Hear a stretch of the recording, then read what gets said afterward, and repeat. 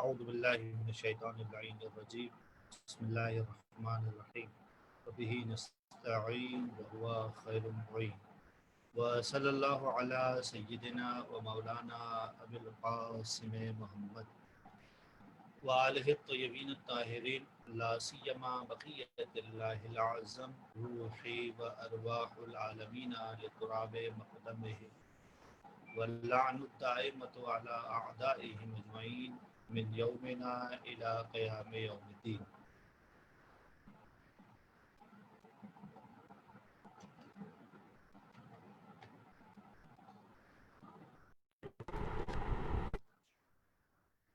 مجھے اندازہ نہیں ہو رہا ہے آپ کو آواز آ رہی نہیں آ رہی، تبھی مجھے بتائیے ذرا. جی آپ کی آواز آ رہی سلو آ رہی ہے، سلو آ رہی ہے آواز. جی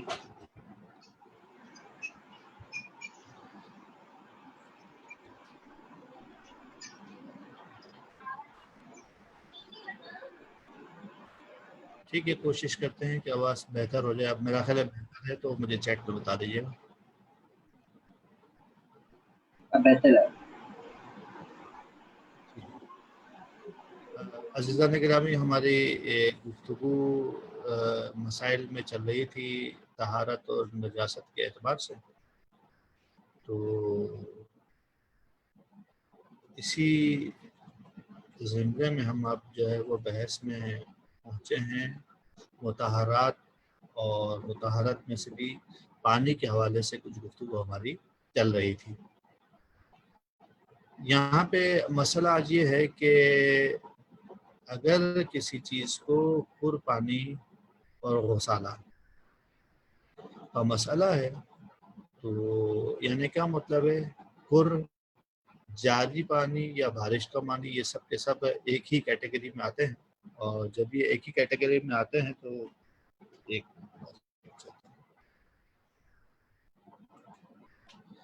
جب یہ ایک ہی کیٹیگری میں آتے ہیں تو ان کے اعتبار سے مسائل بھی تھوڑے سے ڈیفرنٹ ہوں گے اور تبدیل ہوں گے.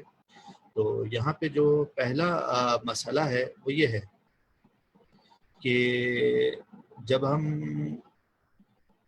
آپ کو اگر یاد ہوگا پچھلی بحث میں ہم نے کہا تھا کہ پانی سے کسی چیز کو پاک کرنے کی شرائط، تو بہت ساری ہم نے شرائط بیان کی تھی، اور کچھ شرائط کے بارے میں کہا تھا کہ کچھ شرائط ایسی ہیں کہ جو ہر جگہ نہیں ہے لیکن بعض جگہ پر ہے. یہ انہی شرائط میں سے ایک شرط کا بیان ہے. وہ شرط یہ ہے کہ جب کسی چیز کو پاک کیا جائے تو ضروری ہے اس چیز کے پاک ہونے کے لیے کہ اس میں سے غسالہ نکل جائے. اب یہ غسالے کا نکلنا یہ ہر جگہ پر شرط نہیں ہے، بلکہ غسالے کا نکلنا حقیقت میں شرط کہاں پر ہے؟ جہاں پر ہم قلیل پانی سے تطہیر کر رہے ہیں. تو لہٰذا پہلے آپ کی خدمت میں یہ مسئلہ بیان ہو رہا ہے کہ پر پانی سے کسی چیز کو آپ پاک کر رہے ہیں، یا جناب جاری پانی سے پاک کر رہے ہیں، یا آپ بارش کے پانی سے پاک کر رہے ہیں، ان پانی سے اگر کسی چیز کی آپ طہارت کر رہے ہیں تو وہاں پر ضروری نہیں ہے اس چیز کے پاک ہونے کے لیے کہ اس سے غسالہ بھی جدا ہو جائے. جیسے ہی قربانی اس پر لگے گا، اب چاہے اس سے غسالہ جدا ہو یا غسالہ جدا نہ ہو، وہ چیز پاک ہو جائے گی. مثال میں آپ کو دوں، جیسے کہ مثال کے ہمارے ہاتھ میں ایک گلاس ہے، اس گلاس کو پاک کرنا چاہتے ہیں اور وہ کوڑ پانی سے ہم پاک کر رہے ہیں. جیسے ہی کوڑ پانی میں ہم نے اس گلاس کو ڈبویا، گلاس پاک ہو گیا. اب پاک ہونے کے لیے سے باہر نکالنا ضروری نہیں ہے، اتنا ویٹ کرنا ضروری نہیں ہے کہ اس میں سے جناب علی جو ہے وہ قطرات گر جائیں. یا آپ نلکے سے پاک کر رہے ہیں تو نلکا کھلا ہوا ہے، کوڑ پانی سے متصل ہے، آپ نے اس کے نیچے گلاس کو رکھا، جیسے ہی اس گلاس کے اوپر پانی گر رہا وہ گلاس پاک ہو جائے گا. پانی سے نکالنا ضروری ہے، قطرات کا گرنا ضروری ہے. اب یہ اصل مسئلہ ہے کہ پر جاری اور بارش کے پانی میں غسالے کا جدا ہونا ضروری نہیں ہے اس چیز کے پاک ہونے کے لیے. بس دوسرا پہلو کون سا آئے گا؟ وہ دوسرا پہلو آئے گا جناب علی قلیل پانی والا، جو اگلی سلائیڈ میں آپ کی خدمت میں ذکر کروں گا. اب نتیجہ لے رہے ہیں ہم یہاں پر، جب غسالے کا جدا ہونا ضروری نہیں ہے تو اس کا ایک نتیجہ بھی نکلے گا کہ وہ چیزیں کہ جن کے اندر پانی سرائیت کر جاتا ہے، پانی گھس جاتا ہے اور ان کا پانی نچوڑنے سے نکلتا ہے، جیسے کہ لباس ہے، قالین ہے، فوم ہے، ٹھیک ہے نا، یا دری وغیرہ ہے، جیسی چیزیں جس کے اندر پانی جذب ہو جاتا ہے. اب اگر وہ نجس ہو جائیں تو کیا کر پانی سے پاک کرتے ہوئے ضروری ہے کہ نچوڑا جائے؟ تو ابھی ہم نے بیان کیا کہ طہارت کے لیے کر جاری یا جناب علی بارش کے پانی سے طہارت کے لیے غسالے کا جدا ہونا ضروری نہیں ہے. اس سے نتیجہ نکلے گا. وہ نتیجہ کیا نکلے گا؟ وہ نتیجہ نکلے گا جناب علی کہ اگر ہم ان پانیوں سے، کر پانی سے، جاری پانی سے، بارش کے پانی سے ہم اگر کسی ایسی چیز کو پاک کر رہے ہیں جس کے اندر پانی جمع ہو جاتا ہے تو اس 5 چیز کو نچوڑنا ضروری نہیں ہوگا. لہذا لباس، قالین اور ان جیسی چیزیں جن میں پانی داخل ہو جاتا ہے اور نچوڑنے سے نکلتا ہے، اگر انہیں کر جاری یا بارش کے پانی سے پاک کر لیا کیا جائے تو ان میں بچا ہوا پانی نچوڑ کر یا کسی اور طریقے سے نکالنا لازم نہیں ہے. یہ ہماری پہلی بات ہو گئی. اب اسی سے ریلیٹڈ ہمارے پاس جو دوسری بات ہے، قلیل پانی سے کسی چیز کو پاک کرنے کے لیے غسالے کا جدا ہونا لازم ہے. اب اس سے 2 فتوے نکل کے آ رہے ہیں جو ابھی اجمالاً آپ کی خدمت میں بیان کر رہا ہوں، کیونکہ ان مسائل کا تعلق سابقہ تقریباً جو ہے وہ 10-15 جلسوں پہلے ہم نے بات کی تھی، اس کو میں دہراؤں گا، اس سے ریلیٹ کرتا ہے یہ مسئلہ. لیکن ابھی صرف جملہ، جن مقامات پر غسالہ فتوے کی بنا پر نجس ہیں وہاں غسالے کے نکلنے کا لزوم بھی فتوے کی بنا پر ہے، اور جن مقامات پر غسالہ احتیاط کی بنا پر نجس ہے وہاں غسالے کا نکلنے کا لزوم بھی احتیاط کی بنا پر ہے. یعنی کیا مطلب یہ ہے کہ جی اچھا، مطلب کیا ہے اس کا؟ مطلب یہ ہے کہ جناب علی غسالہ سوال پیدا ہوتا ہے اس مسئلے کی وضاحت سے پہلے. یہ مسئلہ پہلے ڈسکس ہو چکا ہے 3-4 مہینے پہلے، لیکن ہم دوبارہ اس کو تکرار کر رہے ہیں. شاید اس سے بھی پہلے کی بات ہے یہ مسئلہ، لیکن پہلے یہ طے ہو جائے آج کی نشست میں کہ غسالہ کسے کہتے ہیں، غسالے کے نجس اور پاک ہونے کا کیا حکم ہے. لہٰذا میں اگلی سلائیڈ کی طرف جا رہا ہوں، پھر پلٹ کی سلائیڈ کو آپ کی خدمت میں واضح کروں.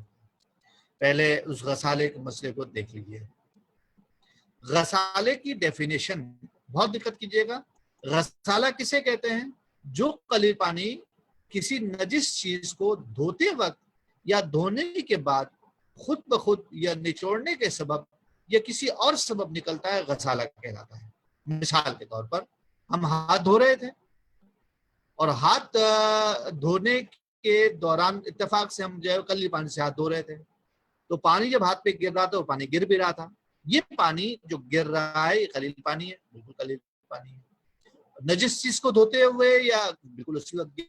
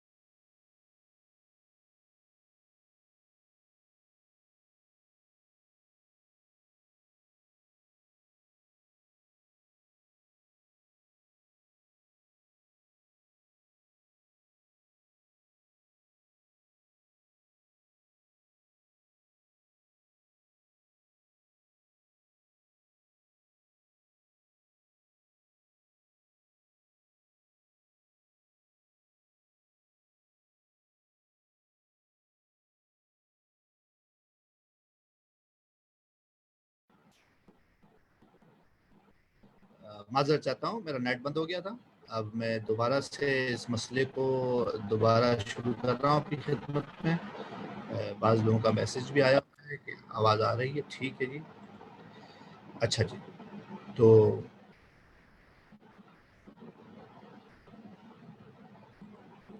ہم کہہ رہے ہیں کہ غسالہ کس چیز کا نام ہے. تو ہم نے کہا کہ جو قلیل پانی کسی نجس چیز کو دھوتے وقت یا دھونے کے بعد خود بخود یا نچوڑنے کے سبب یا کسی اور سبب نکلتا ہے، غسالہ کہلاتا ہے. مثال دے رہا تھا میں آپ کی خدمت میں. فرضاً ہم ہاتھ دھو رہے ہیں، ہاتھ ہم قلیل پانی سے دھو رہے ہیں تو جو پانی گر رہا ہے وہ بھی الٹیمیٹلی قلیل ہے، اور نجس چیز کو دھونے کے دوران دھل رہا ہے تو جناب یہ بھی شرط موجود ہے، خود بخود گر رہا ہے، تو یہ پانی جو ہے غسالہ ہے.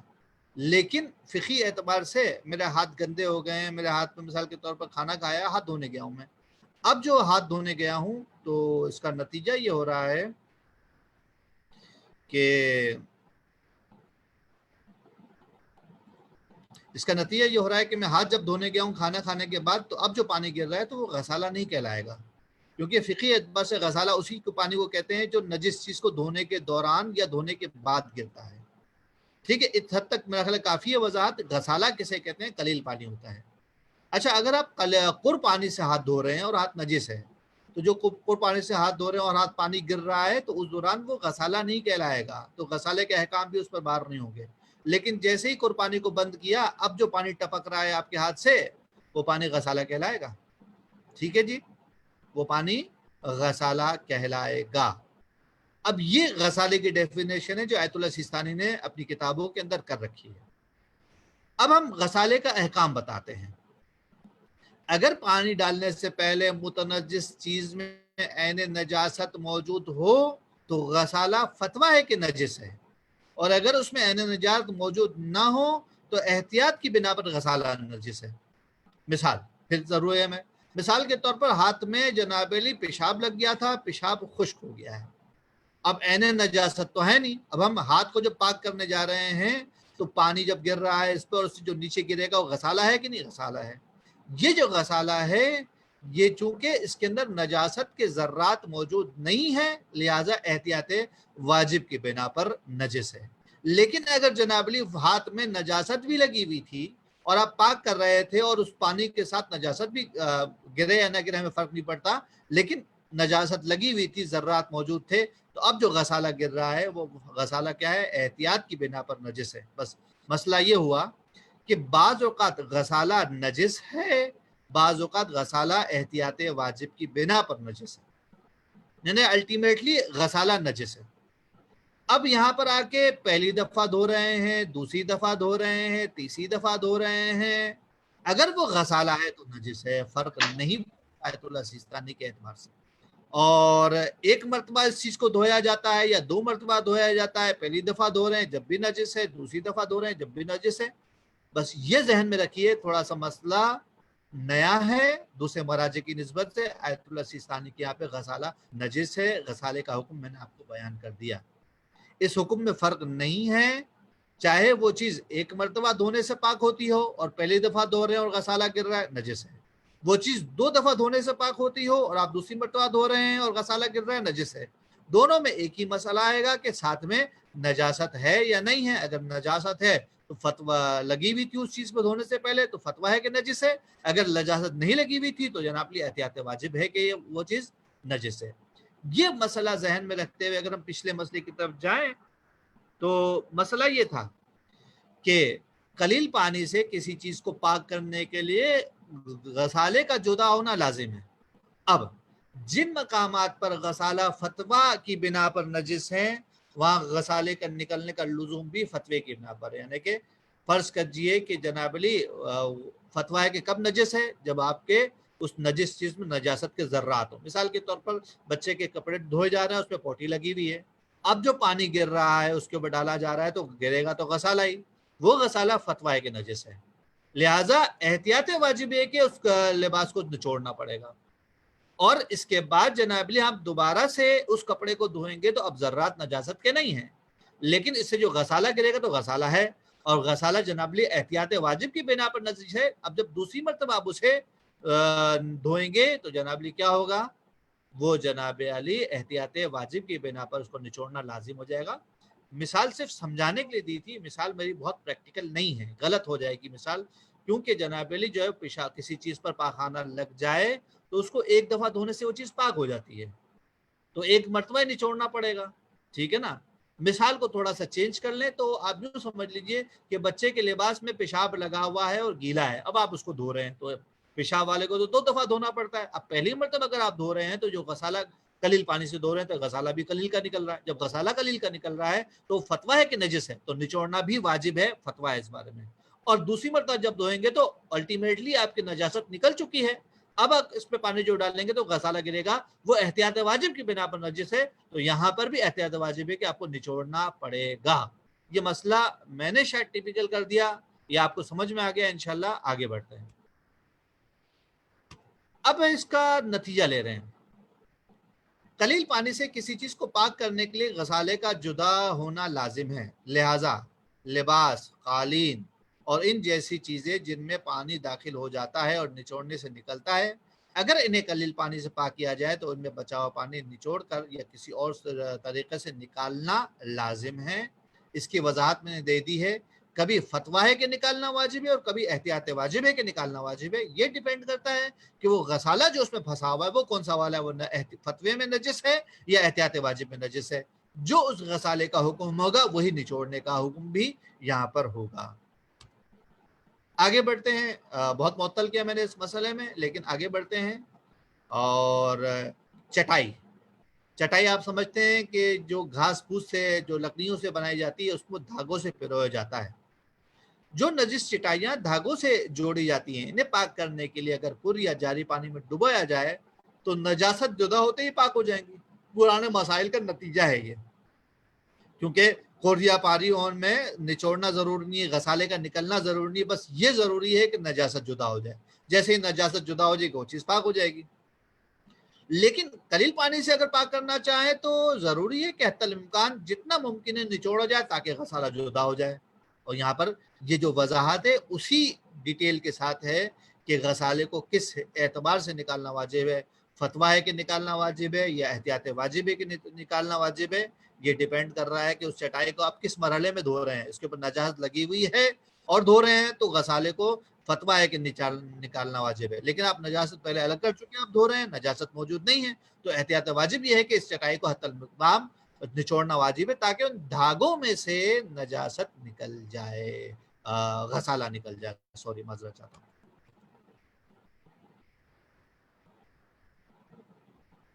سر اور داڑھی کے بال.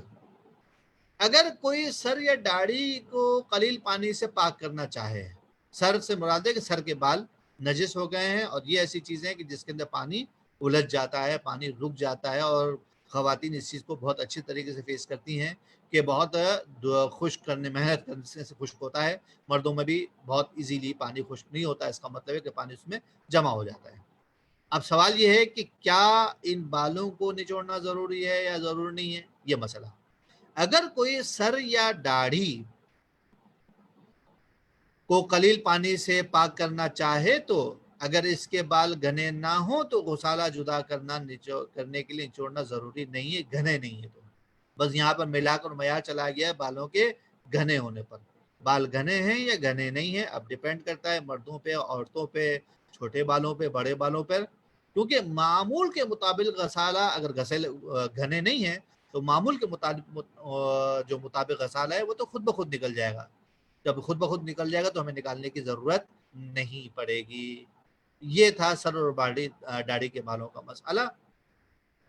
اب مسئلہ یہ ہے کہ پانی ڈالنا یا پانی میں ڈالنا، یہ اسپیسیفک اب ہم بات کر رہے ہیں، قلیل پانی میں بحث کر رہے ہیں کہ قلیل پانی سے پاک کرنے کے لیے پانی کو متنجس پر ڈالنا ضروری نہیں ہے، بلکہ متنجس کو پانی میں ڈبویا جا سکتا ہے. مثال کے طور پر میں نے قر میں مثال دی تھی، اب یہ قلیل میں مثال لے لیں. آپ نے ایک بالٹی میں پانی رکھا ہوا ہے، آپ کا ہاتھ نجس ہے، آپ اس نجس ہاتھ کو چاہیں تو بالٹی کا پانی اس ہاتھ پر گرا کے پاک کرنا چاہیں تو ہاتھ پاک ہو جائے گا. آپ چاہیں تو یہ بھی آپشن ہے کہ آپ اس ہاتھ کو بالٹی میں ڈبو دیں، اور اگر اس ہاتھ کو ایک دفعہ دھونا واجب ہے، جیسے ہی آپ بالٹی میں ڈبو کے باہر نکالیں گی آپ کا ہاتھ پاک ہو جائے گا. لیکن پرانے مسئلوں کو ذہن میں رکھیے گا کہ لیکن آپ کے ہاتھ سے جو پانی گرا ہے وہ تو نجس ہے، وہ جو نجس ہے تو بالٹی کو کیا کر دے گا، وہ نجس ہو جائے گا. لہٰذا جو چیزیں ایک مرتبہ دھونے سے پاک ہو جاتی ہیں اگر اس کو ڈبویا جائے تو پاک ہو جائیں گی، لیکن پانی نجس ہو جائے گا. ہماری بحث تھی جنابلی کس چیز میں کہ پانی کو پاک کرنے کے لیے کیا ضروری ہے، پانی نجس چیز کو پاک کرنے کے لیے ضروری ہے کہ نجس چیز پر پانی گرایا جائے یا نہیں. کافی ہے کہ جناب علی ہم نجس چیز کو پانی میں ڈبو بھی سکتے ہیں قلیل پانی میں، کیونکہ قلیل پانی میں جیسے نجات لگتی ہے تو قلیل پانی کیا ہو جاتا ہے، مسئلہ جانتے ہیں، نجس ہو جاتا ہے. وہ نجس ہو جائے گا، لیکن نجس ہونے سے پہلے ہاتھ کو اگر نکال لیا آپ نے، جیسے نکال لیں گے تو اس کا اثر یہ ہوگا کہ آپ کا ہاتھ پاک ہو جائے گا. یہ اس صورت میں ہے جب آپ کو ہاتھ کو ایک دفعہ دھونا واجب ہو. مثال کے طور پر پیشاب کے علاوہ کسی اور نجاست سے ہاتھ نجس ہوا تھا، آپ ڈبو رہے ہیں، یا جناب علی آپ نے پہلے ایک مرتبہ پیشاب سے نجس ہوا تھا، پہلے ایک مرتبہ ہاتھ کو دھو لیا ہے، اب دوسری مرتبہ ہاتھ کو بالٹی میں ڈال کے دھونا چاہ رہے تو آپ کا ہاتھ تو پاک ہو جائے گا، لیکن آپ کا وہ بالٹی جس میں پانی جمع ہوا ہے قلیل پانی، وہ پانی کیا ہو جائے گا؟ نجس ہو جائے گا. مسئلہ ہمارا یہ ہے کہ ہاتھ بہرحال پاک ہو جائے گا. رنگ چھوڑنے والے کپڑوں کی طہارت، کیونکہ یہ مسئلہ پچھلی نشست میں جب ہم بیٹھے تھے تو ہم نے جو شرائط بیان کی تھی ان میں سے یہ تھا کہ پانی مضاف نہ ہو جائے. اس سے ریلیٹ کرتا ہے، اس سے تعلق جوڑتا ہے اس مسئلے کا کہ جن کپڑوں سے دھلائی کے وقت رنگ نکلتا ہے، اگر انہیں کر یا جاری پانی یا بارش کے پانی سے پاک کیا جائے تو جب یہ پانی مضاف ہونے سے پہلے تمام کپڑوں تک پہنچ جائے تو کپڑے پاک ہو جائیں گے. ٹھیک ہے جی. لیکن اگر قلیل پانی سے پاک کر رہے ہیں تو پھر وہاں پہ شرط یہ کہ کیونکہ آپ کے لیے نچوڑنا ضروری ہوگا، جب نچوڑنا ضروری ہوگا تو ایک شرط یہ ہے کہ جب نچوڑے تو پانی مضاف برآمد نہ ہو. قلیل پانی سے پاک کیا جائے تو نچوڑتے وقت اگر ان سے مضاف پانی باہر نہ آئے تو پاک ہو جائیں گے، اگرچہ بعد میں ان سے مضاف پانی برآمد ہو نچوڑنے کے بعد خود بخود رس کے آ رہا ہو. اب یہ مسئلہ بہت اچھے طریقے سے سمجھنا ہے. میں ایک جملہ کہنا چاہ رہا ہوں آپ سے کہ ایسا نہیں ہے کہ ہر رنگین پانی مضاف ہوتا ہے، ایسا نہیں ہے کہ ہر جنابلی صرف والا پانی مضاف ہوتا ہے. مضاف پانی کی ڈیفینیشن ہم پہلے بیان کر چکے ہیں، اس کو آپ نے طے کرنا ہے کہ اس کپڑے میں سے جو پانی نکل رہا ہے یہ مضاف ہے یا مضاف نہیں ہے. اگر آپ کے ذہن میں وہ ڈیفینیشن، ہم نے ڈیفینیشن بیان کی تھی پہلے کہ دو قسم کے پانی ہوتے ہیں جو مضاف ہوتے ہیں. پہلا وہ پانی مضاف ہوتا ہے جو پانی جناب علی کسی چیز کا اسارہ ہو. مثال کے طور پر جو ہے وہ ناریل کا جو پانی ہوتا ہے وہ پانی کو ہم پانی مجازن کہتے ہیں، وہ مضاف کے کیٹیگری میں آتا ہے. یا آپ کے خیال میں گنے کا جو رس ہوتا ہے وہ جو پانی ہے وہ مضاف ہے. یا مثال کے سیب کا جو رس ہوتا ہے وہ پانی ہے وہ مضاف ہے. یا مثال کے طور پر آپ نے ارک گلاب بنایا ہے، ارک گلاب ہم سینتھیٹک واٹر کی بات نہیں کر رہے جو آج کل مارکیٹوں میں مل رہا ہے، آپ نے گلاب سے پانی جو اتخاذ کیا اس کی بات ہو رہی ہے. وہ جو پانی نکلا، وہ جو لکوڈ نکلا ہے وہ مضاف کی کیٹیگری میں آتا ہے. یہ پہلی کیٹیگری ہے. لیکن ہمارے پاس جناب علی جو ہے وہ دوسری کیٹیگری بھی پائی جاتی ہے. وہ دوسری کیٹیگری کون سی ہے؟ دوسری کیٹیگری یہ ہے کہ کسی پانی میں کوئی چیز اتنی مقدار میں ملا دی جائے، اتنی مقدار میں ملا دی جائے کہ اب وہ پانی نہ کہلائے، اتنی مقدار میں ملا دی جائے کہ اب وہ پانی نہ کہلائے، تو اس پانی کو ہم مضاف کہتے ہیں. مثال کے طور پر آپ کے گھر میں ایک گلاس پانی تھا، اس میں آپ نے 2 چمچ نمک کے ڈال دیے، خوب ہلا دیا تو نمکین تو ہو گیا. کیا پانی کہلا رہا ہے یا نہیں کہلا رہا ہے؟ پانی کہلا رہا ہے. جب پانی کہلا رہا ہے تو وہ کیا ہے؟ قابل تطہیر ہے، اس سے وضو بھی ہو سکتا ہے، اس سے جناب علی طہارت بھی کی جا سکتی ہے. اچھا، اسی سے ریلیٹڈ مسئلہ ہے کہ وہ پانی مثال کے طور پر ہم جو ہے وہ اللہ نے کی دے سمندر کا جو پانی ہوتا ہے انتہائی نمکین ہوتا ہے، لیکن وہ پانی کہلاتا ہے یا نہیں کہلاتا ہے؟ پانی کہلاتا ہے، لہذا قابل استفادہ ہے، مطلق کی کیٹیگری میں آتا ہے. اور اسی سے ریلیٹڈ ہے، اگر آپ نے مثال کے طور پر پانی کے اندر کچھ مقدار میں رنگ ملا دیا ہلکا سا، کہ پاملی پانی کیا ہو گیا؟ بھاملا ہو گیا، بھاملا پانی ہو گیا. اب اس پانی کو آپ دیکھیں گے تو پانی کہلاتا ہے. اس کی مثال کہاں ملتی ہے؟ اگر آپ جائیں دیہاتوں وغیرہ میں، وہ پانی جو ندیوں میں چل رہا ہوتا ہے آپ دور سے دیکھیں گے تو بہت گدلا پانی ہے، اس میں مٹی مکس ہوئی ہے، کیا کیا مکس ہوا ہے، لیکن بہرحال وہ پانی کیا کہلاتا ہے؟ پانی کہلاتا ہے. جب تک پانی کہلائے گا تو مطلق کی کیٹیگری میں آئے گا، مطلق کی کیٹیگری میں آئے گا تو قابل استفادہ ہے، اس سے تطہیر بھی ہو سکتی ہے، اس سے وضو اور غسل بھی ہو سکتا ہے. یہی مسئلہ ہمارے ان کپڑوں کے بارے میں ہے کہ اگر کپڑوں سے رنگ نکل رہا ہے، رنگ نکلنے کے بعد بھی اگر یہ پانی مضاف نہیں کہلاتا ہے اور پانی کہلاتا ہے تو مسئلہ حل ہو گیا. یہ مضاف نہیں ہے، یہ آپ کو طے کرنا ہے. لہٰذا مجتہد کا مسئلہ آپ کی خدمت میں بیان ہو گیا ہے. پھر دوبارہ تکرار کر رہا ہوں، جن کپڑوں سے دھلائی کے وقت رنگ نکلتا ہے اگر انہیں پر جاری یا بارش کے پانی سے پاک کیا جائے تو جب یہ پانی مضاف ہونے سے پہلے تمام کپڑوں تک پہنچ جائے تو کپڑے پاک ہو جائیں. اگر آپ نے فرض کر لیا کہ مضاف ہو گیا ہے لیکن اس سے پہلے پہنچ چکا ہے تو پاک ہو جائیں گے. یہ مسئلہ کر، جاری اور بارش کے پانی کا تھا. لیکن اگر قلیل پانی سے ہے تو وہ پہنچنے کے علاوہ نکلنے کا بھی مسئلہ ہے. تو قلیل پانی سے پاک کیا جائے تو نچوڑتے وقت نچوڑنا ضروری ہوگا. نچوڑتے وقت سے مضاف پانی باہر نہ آئے تو پانی تو پاک ہو جائیں گے، اگرچہ کہ بعد میں ان سے پانی مضاف پانی برآمد ہو. یہ مسئلہ بھی تھوڑا سا ٹپیکل تھا، لیکن بہرحال میں اپنے تئیں یہ سمجھ رہا ہوں کہ میں نے سمجھا دیا. ظروف پاک کرنے کا طریقہ، میں نے لفظ برتن چھوڑ کر ظرف کی تعبیر استعمال کی ہے. ظرف اردو میں برتن جنابلی ان کو کہتے ہیں جنہیں ہم برتن کہتے ہیں. لیکن مثال کے تو آپ کے ہاتھ میں کوئی کنستر ہو، کوئی کین ہو بڑا پانی کا، تو لوگ اس کو اردو میں برتن نہیں کہتے ہیں. لیکن ظروف کا مطلب ہوتا ہے کنٹینر، کہ جس کے اندر کوئی چیز آ جائے. جو بھی کنٹینر ہے، جو بھی ظرف ہے، اس کی پاک کرنے کا طریقہ بیان کر رہے ہیں. اگر کنٹینرز کو آپ پاک کرنا چاہتے ہیں، ظروف کو پاک کرنا چاہتے ہیں، تو ان کو پاک کرنے کا کیا طریقہ ہے. یہ تقی ان کو آواز نہیں آ رہی، ذرا چیک کر لیں. خوب جی. ظروف پاک کرنے کا طریقہ، کیفیت اور اس سے متعلقہ احکام. پہلا حکم جناب یہ ہے کہ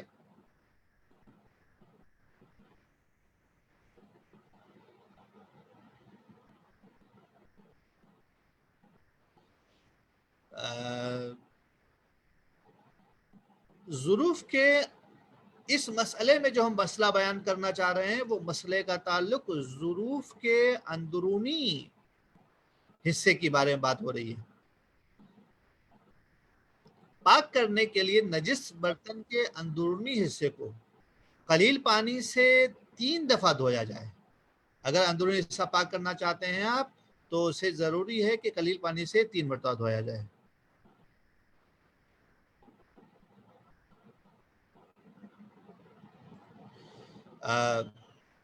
قلیل پانی سے 3 مرتبہ دھویا جائے.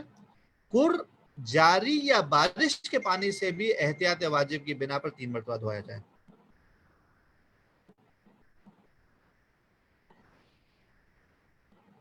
کر، جاری یا بارش کے پانی سے بھی احتیاط کی بنا پر 3 مرتبہ دھویا جائے. یعنی کہ ان دونوں کا مسئلہ ایک ساتھ ہم بیان کر دیں. یعنی کہ اگر برتن کا اندرونی حصہ نجس ہو گیا ہے تو اس کے خصوصی احکام ہیں. چاہے آپ قلیل پانی سے پاک کریں، چاہے آپ کر، جاری یا بارش کے پانی سے پاک کریں، ضروری ہے کہ اسے 3 مرتبہ دھویا جائے. اب فرق اتنا ہے کہ قلیل پانی سے فتویٰ ہے کہ 3 مرتبہ دھویا جائے، اور کر پانی، جاری پانی یا بارش کے پانی سے اگر پاک کرنا چاہتے ہیں اس کو، تو ضروری ہے کہ 3 مرتبہ دھویا جائے احتیاط واجب کی بنا پر. شراب کے حوالے سے، شراب سے نجس ہونے والے برتن کو جس پانی سے دھویا جائے، ضروری ہے کہ اسے 3 مرتبہ دھویا جائے، چاہے قلیل پانی ہو، چاہے کر پانی ہو، چاہے جاری پانی ہو، چاہے بارش کا پانی ہو. 3 مرتبہ دھویا جائے فتویٰ ہے. اور احتیاط مستحب یہ ہے کہ اسے 7 مرتبہ دھویا جائے. بد نہیں ہے کہ ایک روایت کا خلاصہ ہے، 2 روایت کا یہ مجموعہ ہے جو میں نے لکھ کے رکھا ہوا ہے. اس کو دستغیب شیرازی نے اپنی کتاب میں لکھا ہے، ایک حدیث کی صورت میں، لیکن بیسیکلی یہ وسائل الشیعہ میں 2 حدیثوں کی صورت میں آئی ہے روایت، کہ شرابی قیامت میں اس طرح آئے گا. شرابی کی قیامت، جو آدمی شراب پیتا ہے اور شراب پی ہے اس نے، اس کی کیفیت بیان کی گئی ہے. قیامت میں پروردگار عالم کے حضور میں حاضر ہونے. کہ شرابی قیامت میں اس حالت میں آئے گا کہ اس کا چہرہ سیاہ ہوگا، زبان لٹکی ہوگی، اور وہ پیاس کا شکوہ کرے گا. پیاس اسے بہت لگ رہی ہوگی. ایسے میں اسے اس کنویں کی طرف رہنمائی کی جائے گی، جاؤ اس کنویں سے جا کے تم جو ہے وہ کیا کہتے ہیں پانی کو پیو. وہ کنواں کیسا ہوگا؟ جس میں زانیوں کی غلاظت اور پیپ اس کو پیش کیا جائے گا. یہ انتہائی تکلیف دہ امر الگ ہے، لیکن اس انسان کی ذلت کو بیان کر رہا ہے. ہر انسان، میں آپ، ہر شخص یہ اس بات کا چاہتا ہے، طلبگار ہے کہ اسے عزت ملے. ہم میں سے کون ہے جو عزت نہیں چاہتا؟ اور خصوصیت سے قیامت کے دن جب ہم اہل بیت کے سامنے حاضر ہوں تو ہمارا سر بلند ہو عزت کی وجہ سے. ایسی حالت میں ہم میں سے کوئی بھی نہیں چاہے گا کہ ہم اس ذلت کے ساتھ پیش کیے جائیں کہ چہرہ سیاہ ہو، زبان لٹک رہی ہو اور منہ ٹیڑھا ہو، اور جناب پیاس کے لیے ہمیں جو پیش کیا جائے وہ غلاظت زانیوں کی پیش کی جائے۔ الامان والحفظ، خداوند متعال ہم سب کو اس مصیبت سے نجات عطا فرمائے۔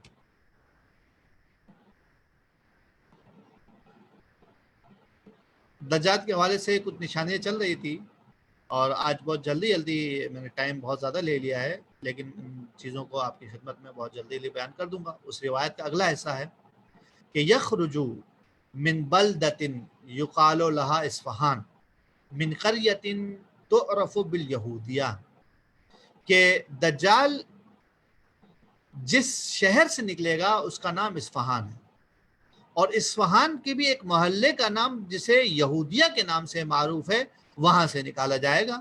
اب اس کی ڈیٹیل میں تو وقت بتائے گا کہ یہ کس طریقے سے ماجرا وقوع پذیر ہوتا ہے، لیکن روایت میں اس شہر کا نام ذکر ہوا ہے۔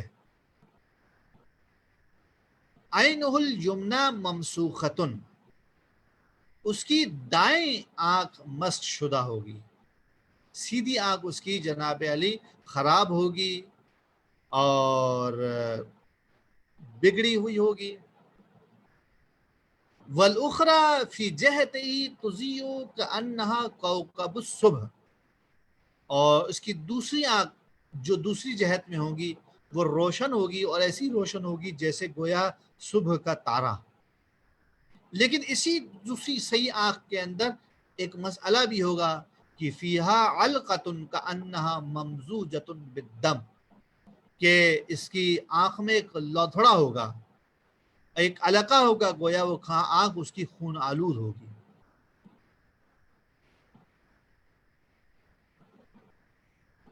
بین عینیہ مکتوب کافر یقرأہ کل کاتب و امی، کل کاتب و امی، اس کی دونوں آنکھوں کے درمیان لکھا ہوگا کافر ہے، اور اس لکھے کو ہر کاتب اور ہر امی پڑھے گا۔ عربی زبان کے استعمالات کے اعتبار سے، مجازی استعمال کے اعتبار سے، جو آدمی پڑھنا لکھنا جانتا ہو اسے کاتب کہتے ہیں، اور جسے لکھنا نہ آتا ہو اسے امی کہا جاتا ہے۔ ایک استعمال بہرحال ہے یہ کہ اسے ہر کاتب اور امی پڑھے گا، یعنی کہ دونوں آنکھوں کے درمیان لکھا ہوگا کافر ہے، جسے ہر کاتب اور مادرزاد، یعنی جو ماں کے پیٹ سے پیدا ہوا جس نے کچھ لکھنا پڑھنا نہیں سیکھا، وہ بھی پڑھ پائے گا۔ یعنی کہ اس کی ایک کافیت ہے کہ یہ کافر ہے، ہر آدمی، کسی آدمی سے پوشیدہ نہیں ہوگی، ہر آدمی پڑھ پائے گا۔ یہاں پہ ایک سوال پیدا ہوتا ہے کہ رسول خدا کی صفات میں سے ایک صفت بیان کی گئی ہے کہ وہ بھی امی تھے، سورہ جمعہ کے اندر بیان کیا گیا ہے، جس سے بعض لوگ کے جو بد عقیدہ ہیں، جن کا عقیدہ صحیح نہیں ہے، وہ لغوی معنی لے کر معنی یہ کر دیتے ہیں، ترجمہ کر دیتے ہیں اور کہتے ہیں کہ رسول خدا امی تھے کا مطلب یہ کہ رسول خدا کو لکھنا پڑھنا نہیں آتا۔ اب جو لوگ بد عقیدہ ہیں وہ جو بات کہہ رہے ہیں اس کے پیچھے بھی ایک ریزن ہے کہ وہ اس کے لیے استفادہ کرتے ہیں قرآن مجید کی کسی آیت سے، لیکن جو لوگ کہتے ہیں کہ یہ معنی آپ جو کر رہے ہیں معنی صحیح نہیں ہے، یہ معنی درست نہیں ہے، آپ حقیقت میں شان رسول کو گرا رہے ہیں، اس کے پیچھے بھی ایک ریزن ہے۔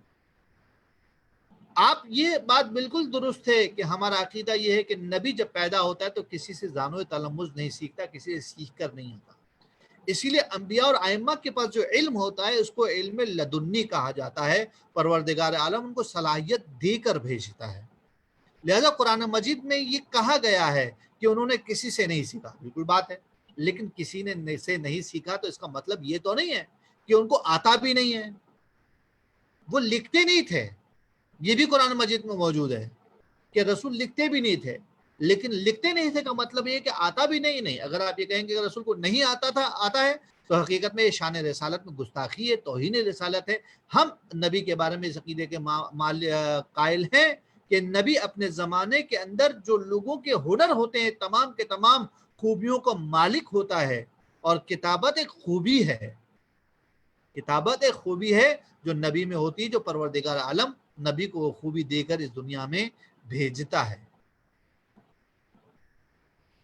یخوض فی البحار، یہ آدمی جو آئے گا دجال، یہ سمندروں میں غوطہ زن ہوگا، سمندروں پر اس کا اقتدار ہوگا. وَتَسِيرُ مَعَهُ الشَّمْسُ اور جس سمت وہ حرکت کرے گا اس کی سمت کی جانب اس کے ساتھ ساتھ سورج بھی حرکت کرے گا. اس معنی کو سمجھنے کے لیے بہت زیادہ وضاحت کی ضرورت ہے. اب ہم یہ نہیں کہنا چاہتے کہ اس کے پاس اس قسم کی ولایت ہوگی کہ جہاں پر وہ جائے گا تو سورج بھی اس کے ساتھ حرکت کرے گا. مراد یہ ہے ظاہراً کہ جس سمت میں حرکت کرے گا اسی سمت میں سورج بھی حرکت کر رہا ہوگا اور لوگ یہ سمجھیں گے کہ سورج اس کا تابع ہے. بین یدیہ جبل من الدخان اس کے آگے دھوئیں کا پہاڑ ہوگا, سیاہی ہوگی. وخلفہ جبل ابیض اور اس کے پیچھے جناب علی ایک سفید پہاڑ ہوگا. یری الناس انہ طعام لوگ سمجھیں گے کہ یہ طعام ہے, کیونکہ جب بھی کوئی باطل پرست آتا ہے تو لوگوں کو مادیات میں الجھا کر وہ اپنے مسئلے حل کرتا ہے. تو لہٰذا لوگ اس کے پیچھے جو پہاڑ اس کو طعام سمجھ رہے ہوں گے. اس کے پیچھے بھی وجہ ہے. وجہ کیا ہوگی؟ وجہ یہ ہوگی کہ یخرجو حین یخرجو فی قحط شدید کہ جب وہ نکلے گا تو شدید قحط کا زمانہ ہوگا, بھوک کا عالم ہوگا. اس زمانے میں لوگ جب یہ نکلے گا اس کے پیچھے سفید پہاڑ جو ہوگا اس کو رزق سمجھیں گے, اسے طعام سمجھیں گے, اس کے پیچھے پیچھے آئیں گے, اس کے پیروکار ہو جائیں گے. یہ بہت مصیبت کا زمانہ ہوگا. دیکھیے میں بار بار یہ جملات کہہ رہا ہوں دوستوں سے. دوستوں صرف اپنے بارے میں سوچنا چھوڑ دیجیے. اپنے دوستوں کا خیال رکھیے, اپنے عزیزوں کا خیال رکھیے, اپنے رشتہ داروں کا خیال رکھیے. یہ جو وبا ہمارے شہر میں آئی ہوئی ہے اس نے بہت سے لوگوں کی زندگی کو متاثر کر دیا ہے. لوگ جو کام کرتے تھے وہ کام کرنے کے قابل نہیں رہے, اور اس سے پہلے بھی جو کام کرتے تھے اس سے پہلے بھی فقر تھا, بھوک تھی, افلاس تھا. خدارا اپنے کچھ خرچے کم کیجئے, اپنے مال میں دوسروں کو شریک کیجئے. پروردگار عالم آپ کی زندگیوں کو طولانی کرے گا. پروردگار عالم آپ کی زندگیوں کو طولانی کرے. پروردگار عالم آپ کے رزق میں اضافہ کرے گا, کیونکہ جو بندہ خدا پروردگار کی رضا کی خاطر اپنے مال میں کسی کو شریک قرار دیتا ہے, اگر زیادہ مال ہے تو سخی کہلاتا ہے, اور ضرورت کے مطابق مال ہے اس میں بھی کسی کو شریک قرار دے تو یہ آدمی کریم کہلاتا ہے. ہم تو کریموں کے ماننے والے ہیں. کریموں نے اپنے آپ پر سختیاں برداشت کی ہیں اور دوسروں کا خیال رکھا ہے. تو کیا ہم اپنے کچھ خرچے کم کر کے دوسروں کی مدد نہیں کر سکتے؟ میں نہیں کہتا کہ آپ بڑے بڑے ادارے کھولیے, میں نہیں کہتا کہ آپ کسی ادارے میں جا کے ڈونیشن دیجیے, یہ نہیں کہتا میں. اسلامی تعلیمات آپ سے صرف اتنا کہتی ہیں کہ اپنے آس پاس, اپنے رشتہ داروں, اپنے محلے والوں, اپنے پڑوسیوں کا خیال رکھو, اپنے ماتحتوں کا خیال رکھو. فون کر کے پوچھ تو لو ان سے, کچھ مردانگی تو رکھو. مدد نہ کر سکو کوئی بات نہیں, پوچھ تو لو, کوئی مشکل تو نہیں ہے. میں تمہاری مدد نہیں کر سکتا, شاید کسی سے بات کر سکوں, لیکن اپنے اندر احساس کو دوستوں پیدا کیجیے. جب تک یہ احساس پیدا نہ ہو تو یاد رکھیے قیامت کے دن بھی ہمارے بارے میں کسی کو احساس نہیں ہونا ہے. درود پڑھ دیے محمد و آل محمد کی شان میں. وقت میں کافی لے چکا ہوں, اب ایک دو چیزیں آپ کی خدمت میں عرض کرنی ہے. ان میں سے پہلی بات تو یہی ہے کہ ہمارے اس درس کے کوئز ہوتا ہے, اور درس کے بعد کوئز کا لنک آپ کو شیئر کر دیا جاتا ہے اسی جگہ پر یا آپ کے گروپ میں, جس سے وہ 24 گھنٹے آپ کے لیے ایکٹیو رہتا ہے. جو شریک ہوتے ہیں ان کے لیے جناب علی جو ہے وہ اس میں سے انعامات بھی دیے جاتے ہیں. تھوڑے سے سوالات ٹرکی بنائے جا رہے ہیں کیونکہ یہ تقریباً کوئز اوپن بک ٹائپ کا ہے, تو این ممکن ہے کہ آپ کو بار بار سننا پڑے یا دیکھنا پڑے کہ سوال کس جگہ سے کیا گیا ہے. تھوڑا سا اگر آپ ریوائنڈ کر کے اور دوبارہ بار دیکھیں گے تو اچھے نتائج لے سکتے ہیں. اور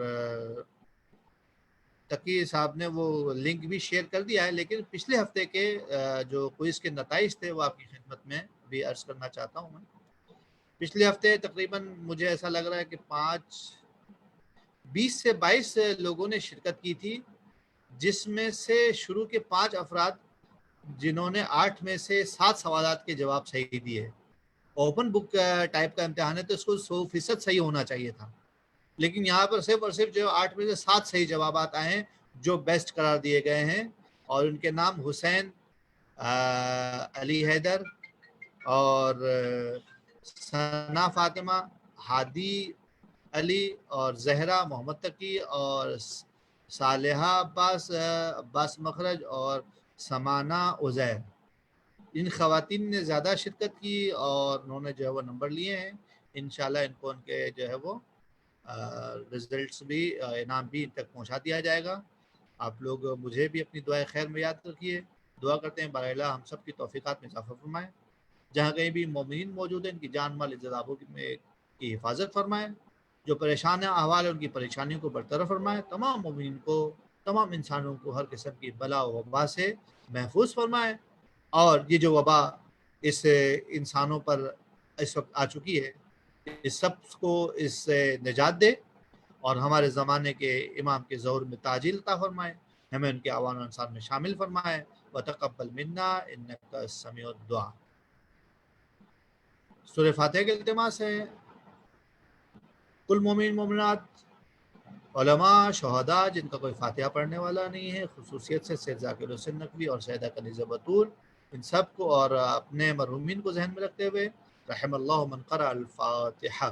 بسم اللہ الرحمن الرحیم. الحمد للہ رب العالمین الرحمن الرحیم مالک یوم الدین ایاک نعبد و ایاک نستعین اہدنا الصراط المستقیم صراط الذین انعمت علیہم غیر المغضوب علیہم ولا الضالین. بسم اللہ الرحمن الرحیم. قل هو اللہ احد اللہ الصمد لم یلد ولم یولد ولم یکن له کفوا احد. بسم اللہ الرحمن الرحیم. قل هو اللہ احد اللہ الصمد لم یلد ولم یولد ولم یکن له کفوا احد. بسم اللہ الرحمن الرحیم. قل هو اللہ احد اللہ الصمد لم یلد ولم یولد ولم یکن له کفوا احد. بسم اللہ الرحمن الرحیم. انا اعطیناک الکوثر فصل لربک وانحر شانئک